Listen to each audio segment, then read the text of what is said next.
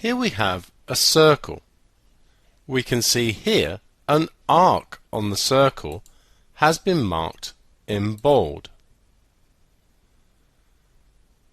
Here we have an angle which is standing on the arc. We say the angle is subtended by the arc. Note that when this point is moved, the angle stays the same all the way around. Provided the angle stands on the same arc, it is always the same as we move it around the major arc. Note the major arc here is in blue. If we change the arc on which it stands, the angle changes as well. If we now move this around the major arc, see that the angle remains the same. So as we move around the major arc, the blue arc, the angle stays as 40 degrees. What happens if we then take the angle down into the minor arc? Note that it becomes 140 degrees. And if we move around this minor arc, it always stays as 140 degrees. Note also that 140 plus 40 is 180.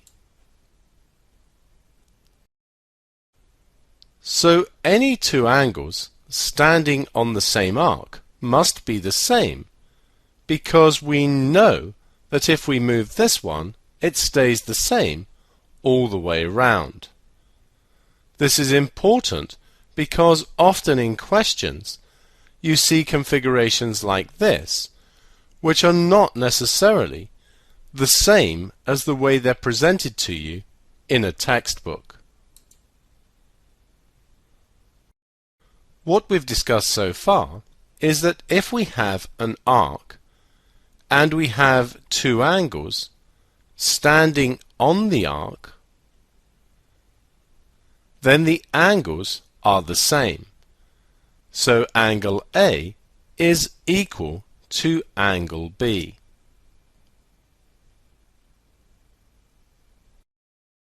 When you're asked to give questions about angles, you're often asked to give reasons why you're stating a particular value. If you've used this fact, then you should write angle subtended by arc. Here we have an arc. The two angles are said to be subtended by the arc, and they are equal. In this example here, we should be able to see that A and 30 degrees are both angles subtended from this arc. We can see that A is subtended by the arc here, and 30 also stands on the same arc. Therefore, A is equal to 30 degrees.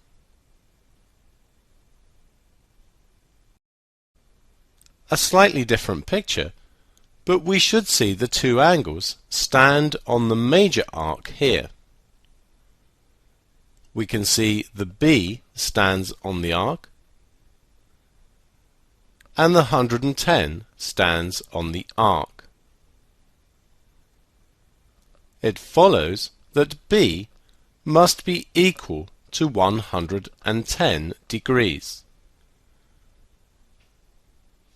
Remember, the correct name for this fact is angle subtended by arc, although for obvious reasons some pupils like to remember it as mountain peaks.